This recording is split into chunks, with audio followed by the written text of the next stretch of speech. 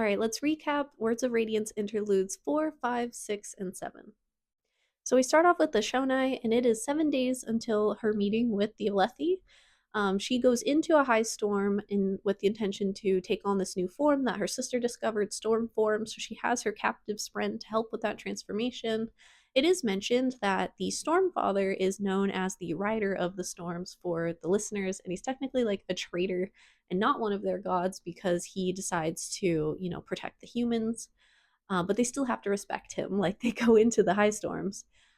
So she's in there, and he actually appears to her, which has apparently never happened before. And he asks her, "Is this really what you want?" And then the spren that she has captive breaks free and is whirling around her with this angry red lightning. And he says, "I suppose it must be. It was always going to happen." And she kind of, starts to back out, and she says, "No." And he says, "I'm sorry. I can't stop this." He says, "I would give you shelter if I could, little one, but I cannot." And then Eshonai's body begins to change. The next interlude is with Zahel, and he wakes up in the middle of the night to someone knocking on his door, and he thinks to himself, "I am way, way too old for this." He goes to the door, and it's Kaladin, and he is there after the assassination attempt on Dalinar. And he wants this training that he previously declined, and Zahel tells him basically, like, go away and come back when I'm a whole different person, in the morning. And so Kaladin goes away, and then as Zahel is going to sleep, he mentions how he's expecting this voice to pop up in his mind, but it's not there. Of course, it's not there. It hasn't been in years. Then we visit Taln, who, if you remember, at the end of The Way of Kings, that man showed up in the epilogue with Wit, where he had the shard blade and he looked really rough, and he let go of his blade. So he is being kept in a cell, and the king and Dalinar and someone else are there visiting him and talking about him. They mention how Wit was on his way back and then, like, fucked off somewhere, as he likes to do. And forgive me, I have notes for this one because I want to make sure to relay the stuff that Taln says. So he says, "I am Talonel, herald of war." They don't believe that. They think he's just like a raving madman. But his internal dialogue is like really fire and brimstone and death. It's dark. He says, "The time of the return, the desolation is near at hand. We must prepare. You will have forgotten much following the destruction of times past." And he's speaking apparently Northern Alethi, so they do understand most of what he's saying, it sounds like.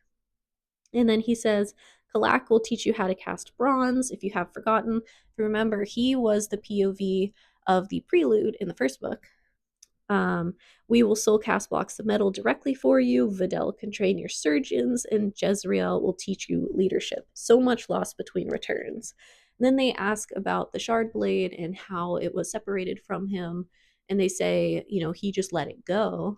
And Dalinar says he does have an idea for that blade. And then Taln again speaks a little more, and he says, "I will train your soldiers. We should have time. And you have discovered something unexpected, surge binders as guardians. We can use that." He says, "You must bring me your leaders. The other heralds should join us soon." And then he says he thinks that he may be too late. And then inside of his head, he asks, "How long has it been? How long has it been?" Too long. And we end this set of interludes with Eshonai again. She goes back to her people, and she is stronger and more durable than ever. Her armor is like more impenetrable than before. She can jump further than before. And she does unsettle people when she first comes back. Her eyes are red now, which, if we remember from Yasna and Shalon's conversations, Voidbringers are described as having red eyes. And people are because, they know from their songs, it tells of not good things having to do with red eyes. But she tells them, "This form is strong. This form is what we need." She says she has the power of like the winds at her hands. Like she can summon a storm. And so it's interesting that at the beginning of this chapter and the last interlude she was in, she wanted to speak with Dalinar and sue for peace. That doesn't seem like it's on the table anymore. She seems like she's down for destruction. And the interlude ends with the line that she is ignoring the voice deep inside of her that is screaming in horror.